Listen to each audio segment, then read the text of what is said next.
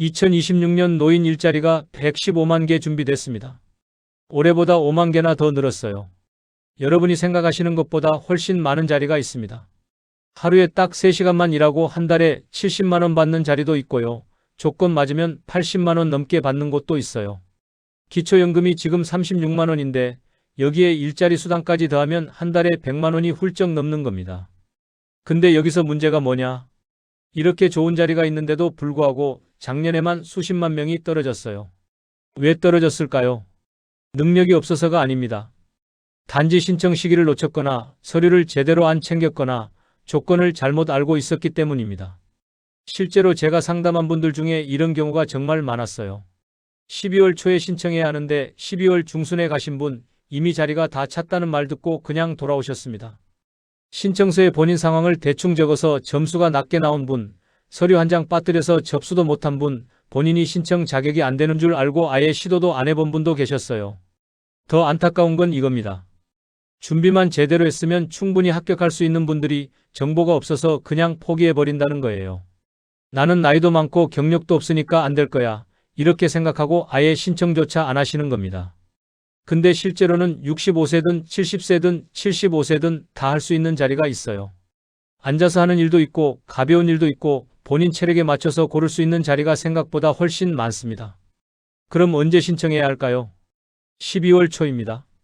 정확히는 12월 둘째 날 전후로 신청이 시작되는데요. 이 시기를 놓치면 내년 1월부터 시작하는 좋은 자리는 거의 다 차버립니다. 특히 사회서비스형이라고 해서 월 70만 원대 받는 인기 자리들은 12월 첫째 주 안에 대부분 마감돼요.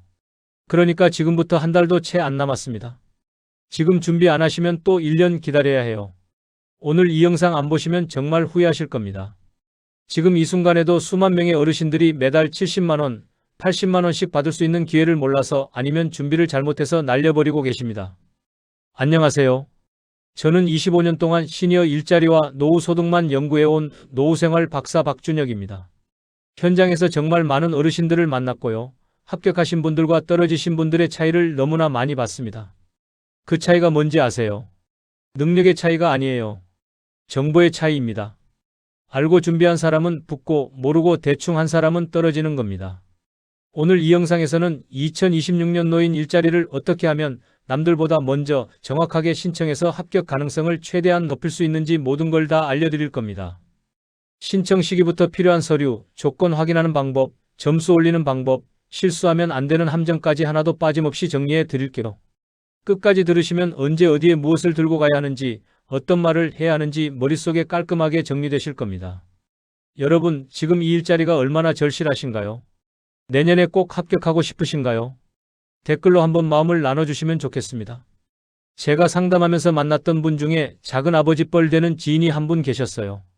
이 이야기 들으시면 여러분도 정말 공감하실 겁니다. 그분은 아내와 단둘이 사시는데요. 기초연금으로만 생활하시니까 매달 끝이 되면 돈이 항상 모자랐습니다. 병원비 나가고 관리비 내고 나면 남는 게 별로 없으세요. 자식들한테 손 벌리기는 자존심이 허락을 안 하고 그렇다고 나이 70이 넘어서 어디 취직하기도 쉽지 않잖아요. 그래서 노인 일자리를 꼭 해보고 싶어 하셨어요. 첫 해에 뭘 하셨는지 아세요? 동네 어른들이 말씀하시는 거 듣고 12월 중순에 주민센터에 가셨대요. 괜찮다. 자리 많으니까 나중에 가도 된다. 이런 말을 믿으셨던 거예요. 근데 막상 가보니까 담당 공무원이 뭐라고 했는 줄 아세요? 죄송한데 이미 자리가 다 찼습니다. 내년에 다시 오세요. 이렇게 말하는 겁니다. 그분이 얼마나 허탈해 하셨는지 몰라요. 집에 돌아와서 며칠 동안 말도 없으셨대요. 나는 안 되나 보다. 나이 들면 다 이런 건가 보다. 이렇게 생각하셨대요. 1년을 또 기다려야 하는 거잖아요. 그 1년 동안 생활비는 어떻게 하고요? 그냥 집에만 앉아 계셔야 하는 거예요. 그 다음 해가 됐을 때 그분이 저한테 연락을 주셨어요. 이번에는 꼭 해보고 싶은데 어떻게 하면 되겠냐고요. 저는 11월부터 같이 준비를 시작했습니다. 먼저 본인이 할 수 있는 일이 뭔지 체크했어요. 서서 하는 일은 허리 때문에 힘드니까 앉아서 하는 일로, 사람 만나는 건 괜찮으니까 안내나 상담 쪽으로요. 그리고 집에서 가까운 주민센터 위치도 미리 확인하고 필요한 서류도 다 챙겨뒀습니다. 12월 초 신청 시작하는 첫날 아침 일찍 주민센터에 가셨어요. 그날 접수 번호가 10번 안에 들었대요. 신청서 작성할 때도 본인 상황을 빠짐없이 다 적으셨고요. 혼자 산다는 것, 소득이 적다는 것, 건강은 괜찮지만 무거운 건 못 든다는 것, 이런 거 하나하나 다 적으셨습니다. 결과가 어떻게 됐을까요? 합격하셔서 도서관에서 하루 3시간씩 책 정리하고 사람들 안내하는 일을 하게 되셨어요. 월 72만 원 받으세요. 기초연금 36만 원에 이게 더해지니까 한 달에 100만 원이 넘는 겁니다. 더 중요한 건 돈만이 아니에요. 그분이 저한테 이렇게 말씀하시더라고요. 집에만 있을 때는 하루가 어떻게 가는지도 모르겠고 답답하기만 했는데 지금은 아침에 일어나면 나갈 곳이 있고 만날 사람이 있으니까 하루하루가 전혀 다르다고요. 사람들한테 고맙다는 인사 받을 때마다 내가 아직 쓸모 있는 사람이구나 이런 생각이 든대요. 여러분, 이 이야기가 남의 일 같지 않으시죠? 사실 이건 준비의 차이입니다. 똑같은 조건인데 어떤 분은 12월 중순에 가서 떨어지고 어떤 분은 12월 초에 가서 붙는 거예요.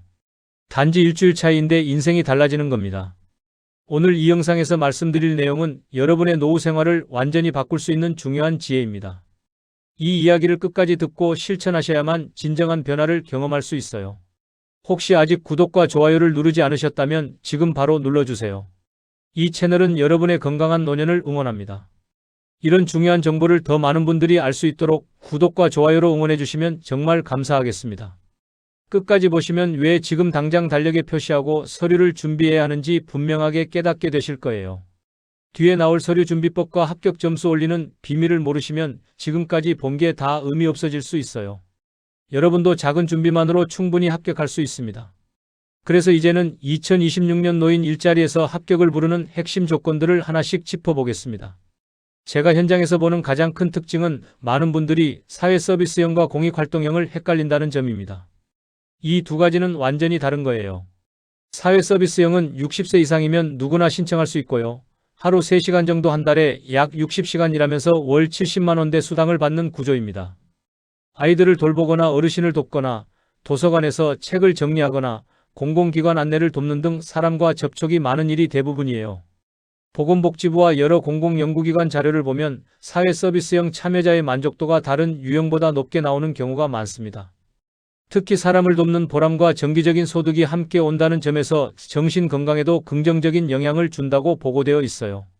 실제로 66세 박영진님은 처음에는 자신이 나이도 있고 허리도 아파서 일자리는 힘들 거라고 생각하셨습니다. 그런데 사회서비스형으로 도서관 정리 업무를 시작하시고 나서 서서히 움직이면서도 무릎에 무리가 덜 까고 사람들과 인사 나누는 재미가 생겼다고 하셨어요. 사회서비스형을 생각하신다면 사람을 돌보거나 안내하는 일에 부담이 없는지 스스로에게 먼저 물어보셔야 합니다. 그리고 신청서 작성할 때 하고 싶은 일을 고르는 칸에서 사람과 함께하는 일을 중심으로 체크하는 것이 중요해요. 주민센터나 노인복지관에서 상담을 받을 때도 사회서비스형 위주로 안내를 받고 싶다고 말씀하시면 좋습니다. 다만 체력이 너무 약한데 무리한 업무를 선택하면 중간에 그만두고 싶어지는 경우가 있어요. 집에서 너무 먼 기관으로 배치되면 교통비와 이동시간이 부담이 될 수도 있고요. 사전에 본인의 건강 상태와 이동거리, 계단이나 오르막이 많은지 등을 꼭 확인해야 합니다. 여러분은 사람을 돕고 대화하는 일을 즐기는 편이신가요? 아니면 조용히 혼자 하는 일이 더 편하신가요? 공익활동형은 조건이 조금 다릅니다. 65세 이상이면서 기초연금을 받으시는 분들이 신청할 수 있어요. 월 29만 원 정도지만 한 달에 10날 안팎만 나가서 하루 3시간 이내로 활동하는 경우가 많습니다. 동네 공원 정리, 공공시설 환경 정비, 도서관 보조 등 비교적 단순하고 규칙적인 일이 많아요. 노인복지 관련 조사들을 보면 공익활동형 참여자들은 소득 자체보다 일정을 지키며 규칙적으로 몸을 움직이고 사람들을 만난다는 점에서 삶의 만족도가 높다고 응답하는 비율이 높습니다. 기초연금과 합쳐서 한 달 용돈이 일정하게 들어오는 구조가 생활 안정감에 도움이 되는 거죠. 73세 이만수님은 기초연금만으로 생활하시다가 공원 정리 공익활동형에 참여하게 되셨는데요. 일주일에 3번 정도 아침 시간에 나가서 쓰레기를 정리하고 화단을 살피는 일을 하시는데 운동 겸 사람 구경도 되고 용돈까지 생기니 하루가 훨씬 활기차졌다고 말씀하셨습니다. 기초연금을 이미 받고 계시다면 주민센터에 가서 공익활동형 일자리에 참여할 수 있는지 꼭 물어보셔야 해요. 신청서에는 가능한 요일과 시간을 솔직하게 적으시고 너무 무리한 일정보다는 꾸준히 지킬 수 있는 횟수를 선택하는 것이 좋습니다. 주의할 점은 공익활동형은 기초연금이 꼭 필요한 조건인 경우가 많다는 거예요. 생계급여를 받고 계시면 제한이 있을 수 있고 이미 다른 정부 일자리 사업에 참여 중이면 중복 참여가 안 되는 경우가 있습니다. 본인이 해당되는지 헷갈리면 반드시 담당자에게 확인해야 합니다. 여러분은 한 달에 10날 정도 하루 3시간 이내라면 어느 정도까지 움직일 자신이 있으신가요? 신청 시기는 정말 중요합니다. 12월 초를 절대 넘기면 안 돼요. 노인 일자리 신청은 매년 12월 초에 시작하는 경우가 많은데요. 2025년에는 12월 둘째 날부터 본격적으로 모집을 시작했고 2026년도 비슷한 시기가 될 가능성이 큽니다. 중요한 것은 정확한 날짜를 미리 달력에 표시해두고 첫째 주 안에 움직이는 거예요. 시니어 일자리 관련 통계를 보면 같은 조건이라도 신청이 빠른 분들이 원하는 자리에 배치될 확률이 더 높습니다. 특히 인기 있는 사회서비스형 자리들은 초기에 대부분 채워지는 경향이 있어요. 70세 정혜수님은 첫 해에는 12월 중순에 여유있게 신청했다가 이미 마감되었다는 말을 들었습니다. 다음 해에는 제가 알려드린 대로 12월 첫째 주 월요일 아침에 주민센터에 가서 신청했고 결국 도서관 보조 일자리에 합격하셨어요. 본인은 단지 일주일 서두른 것뿐인데 결과가 완전히 달라졌다고 하셨습니다. 지금 가지고 계신 달력이나 수첩에 12월 첫째 주를 크게 표시해 두셔야 해요. 가능하면 12월 둘째 날을 임시 목표로 잡고 그 전날까지 서류를 준비해 두는 것이 좋습니다. 동네 주민센터에 미리 전화해서 정확한 모집 시작일을 11월 말에 다시 한번 확인해 두시면 더 안전하고요. 날짜를 문자로만 듣고 기억에만 의지하면 헷갈리기 쉽습니다. 또 날씨나 갑작스러운 일정 때문에 하루 이틀 미루다 보면 금방 중순이 돼요. 이동이 불편하신 분은 가족이나 지인과 동행 날짜를 미리 맞춰두는 것이 좋습니다. 여러분은 12월 첫째 주에 바로 움직일 수 있도록 달력이나 휴대전화에 표시를 해 두실 준비가 되어 있으신가요? 자격 조건과 제한 조건도 미리 점검해야 합니다. 전체적으로 보면 사회서비스형은 60세 이상이면 신청 가능하고 공익활동형은 65세 이상이면서 기초연금을 받으시는 분들이 대상인 경우가 많아요. 다만 생계급여를 받는 경우, 장기 돌봄 등급이 높으신 경우, 건강보험 직장 가입자인 경우, 다른 공공 일자리에 이미 참여 중인 경우에는 제한이 있을 수 있습니다. 시니어 일자리 심사 기준을 보면 소득 수준과 혼자 사는지 여부, 건강 상태, 실제로 일을 할 수 있는지 여부 등을 점수로 평가하는 구조가 많아요. 조건에 맞지 않는데도 무작정 신청하면 시간과 힘만 낭비하게 됩니다. 68세 김도일님은 처음에 본인이 생계급여 대상인 줄 모르고 신청했는데 나중에 제한이 있다는 사실을 알고 많이 속상해하셨어요. 이후 복지 담당자와 상담을 통해 본인 상황을 정확히 이해하고 다른 지원 제도를 안내받으셨습니다. 반대로 67세 박선희님은 기초연금과 주거급여를 받으면서도 일자리에 참여할 수 있다는 설명을 듣고 안심하고 신청하셨고 결국 공익활동형에 합격하셨어요. 신청 전에 꼭 해야 할 일은 두 가지입니다. 첫째, 본인이 받는 급여 종류를 정확히 정리해보는 것.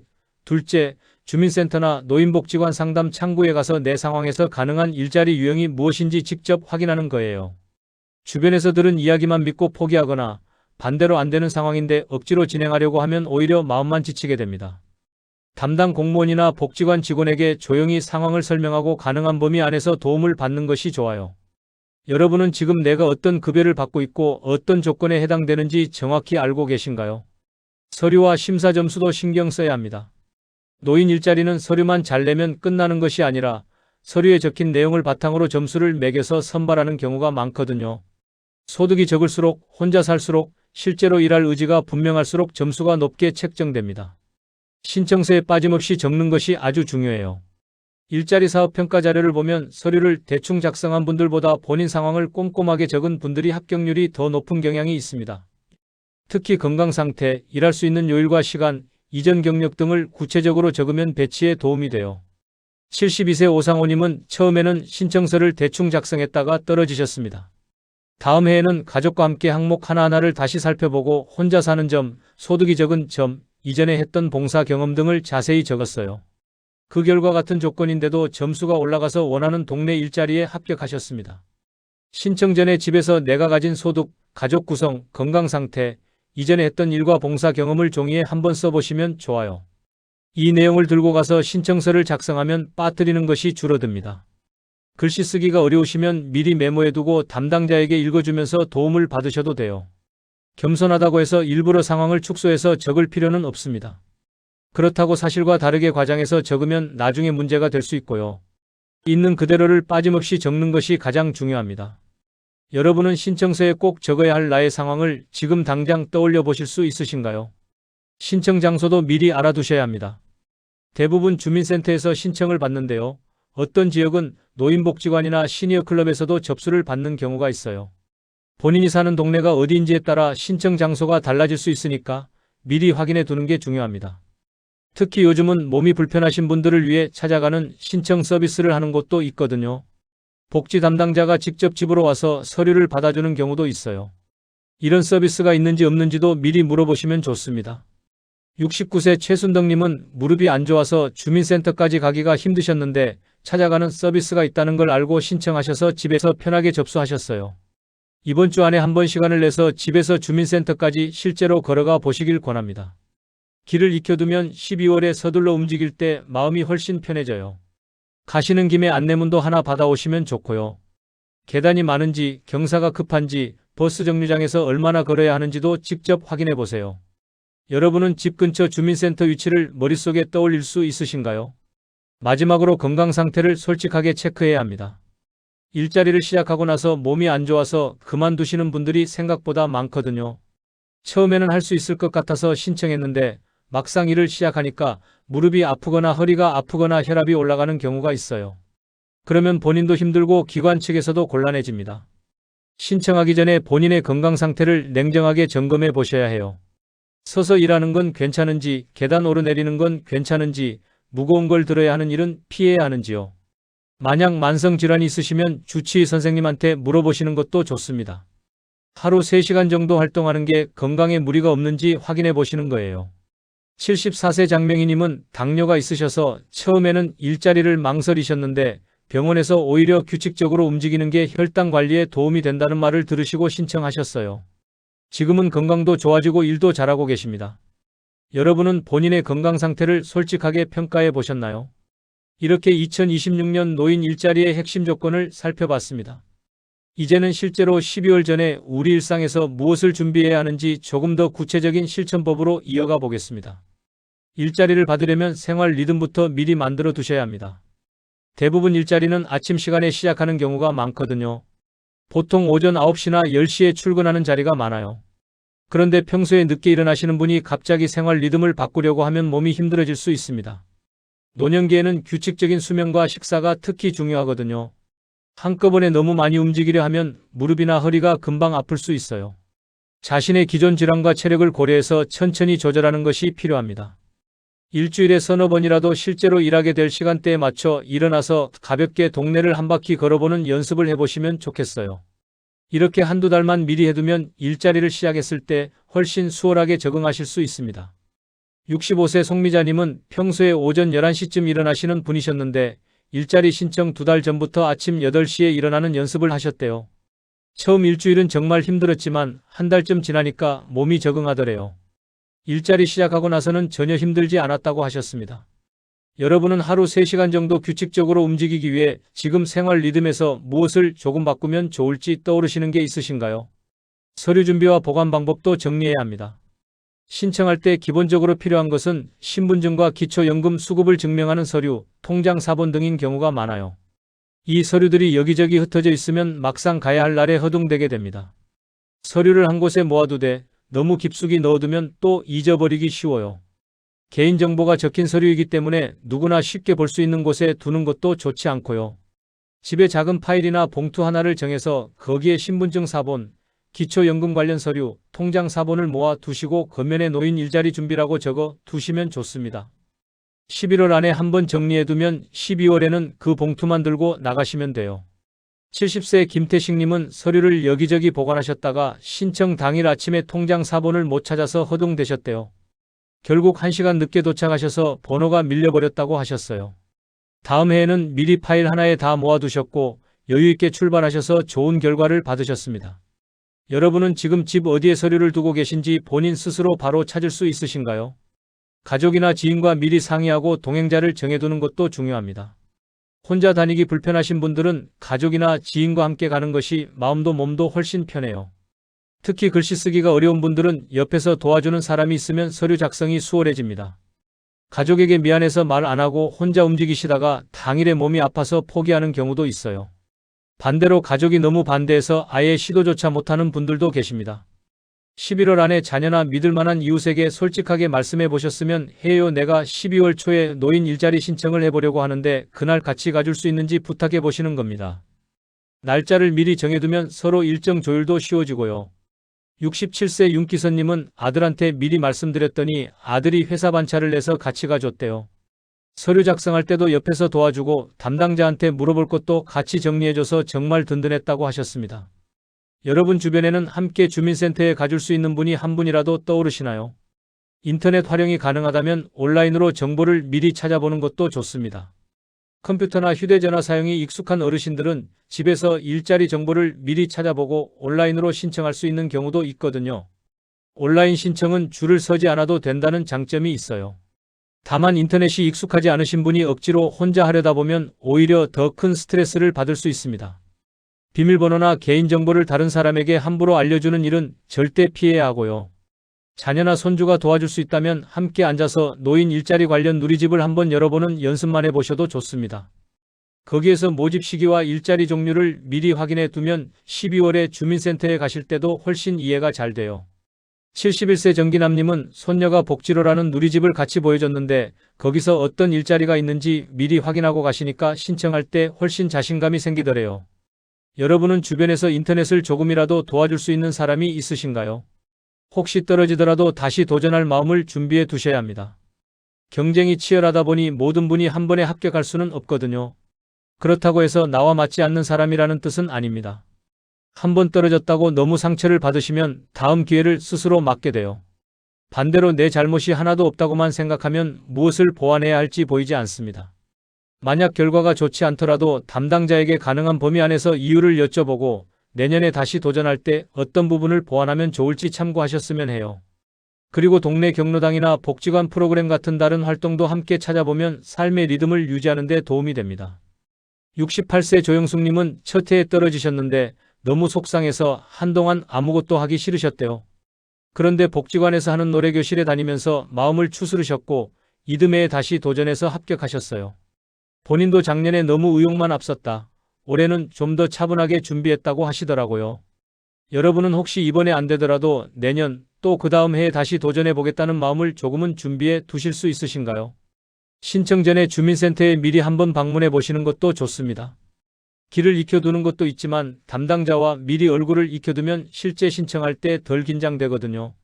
가셔서 노인 일자리 신청하려고 하는데 어떤 서류가 필요한지 언제부터 시작하는지 물어보세요. 담당자가 친절하게 안내해 줄 겁니다. 그리고 그 자리에서 안내 책자나 전단지도 하나 받아오시면 집에서 천천히 읽어보실 수 있어요. 69세 한명숙님은 11월 초에 주민센터에 미리 가서 담당자와 상담을 했는데 거기서 본인이 받을 수 있는 일자리 유형이 뭔지 정확하게 알게 되셨대요. 그래서 12월에 신청할 때 헷갈리지 않고 바로 신청할 수 있었다고 하셨습니다. 여러분은 이번 주 안에 주민센터에 한번 들러보실 계획이 있으신가요? 체력 관리도 미리 시작하셔야 합니다. 일자리를 시작하면 규칙적으로 몸을 움직여야 하니까 지금부터 조금씩 체력을 키워두시는 게 좋아요. 무리하게 운동할 필요는 없고요. 동네를 산책하거나 집에서 간단한 스트레칭을 하는 정도면 충분합니다. 특히 무릎과 허리는 미리 관리해 두시는 게 좋아요.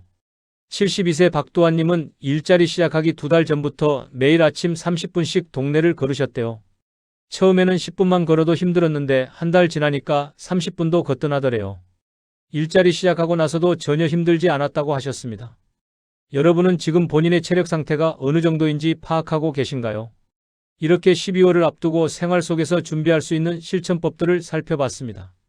이제 마지막으로 오늘 내용을 한 번에 정리해보고 당장 오늘 무엇부터 시작하면 좋을지 마무리 이야기를 드리겠습니다.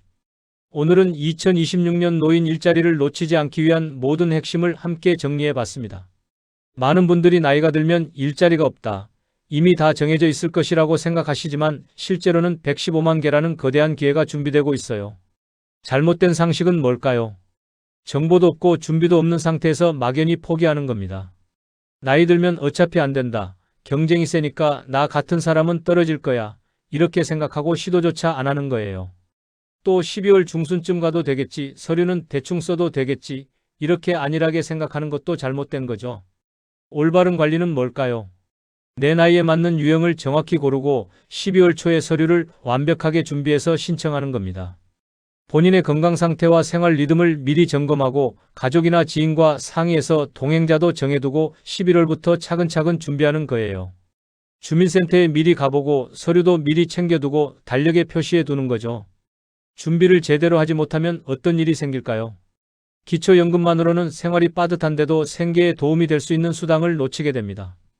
집에만 머물다 보니 사람 만나는 일도 줄어들고 몸과 마음이 점점 더 굳어가요. 하루하루가 무료하고 답답하게 느껴집니다. 건강도 점점 나빠지고 우울감도 커지고 자식들한테 손 벌리는 일만 늘어나게 돼요. 반대로 미리 준비해서 사회서비스형이나 공익활동형에 참여하게 되면 어떨까요? 매달 일정한 수입이 생겨 생활비 걱정이 줄어듭니다. 기초연금 36만 원에 일자리 수당 70만 원이 더해지면 한 달에 100만 원이 넘는 거예요. 이 돈이면 병원비 걱정도 덜하고 손주들 용돈도 줄 수 있고 가끔 외식도 할 수 있습니다. 더 중요한 건 돈만이 아니에요. 아침마다 나갈 곳이 생기고 새로운 사람들을 만나면서 웃을 일이 늘어나고 자연스럽게 건강관리도 됩니다. 규칙적으로 움직이니까 혈압도 안정되고 관절도 덜 굽고 머리도 맑아져요. 무엇보다 내가 아직 쓸모있는 사람이구나, 사회에 도움이 되는 사람이구나 이런 생각이 들면서 자존감이 올라갑니다. 오늘 당장 실천할 수 있는 단 하나의 제안을 드리겠습니다. 지금 이 영상이 끝난 뒤에 집에 있는 달력이나 휴대전화 일정에 12월 첫째 주, 특히 둘째 날 전후를 크게 표시해 두시고 그 옆에 주민센터 방문이라고 적어 두셨으면 합니다. 그리고 신분증과 기초연금 관련 서류, 통장 사본을 담을 봉투를 하나 꺼내서 노인 일자리 준비라는 이름을 붙여주세요. 이것만 해두셔도 이미 첫걸음은 떼신 겁니다. 그 다음에는 뭘 해야 할까요? 이번 주 안에 주민센터까지 한번 걸어가 보세요. 길을 익혀두고 담당자한테 인사도 하고 안내 책자도 받아오세요. 그리고 아침에 일찍 일어나는 연습을 시작하세요. 일주일에 서너 번만이라도 아침 8시에 일어나서 동네를 한 바퀴 걷는 거예요. 이렇게 한 달만 해두면 일자리 시작할 때 훨씬 편합니다. 가족이나 지인한테도 미리 말씀하세요. 12월 초에 노인 일자리 신청하러 갈 건데 같이 가줄 수 있냐고요. 혼자 가기 불편하시면 동행자를 꼭 정해두는 게 좋아요. 그리고 본인이 받고 있는 급여가 뭔지, 건강 상태는 어떤지, 어떤 일을 할 수 있는지 종이에 한번 정리해 보세요. 이 내용을 들고 신청서 작성하면 훨씬 수월합니다.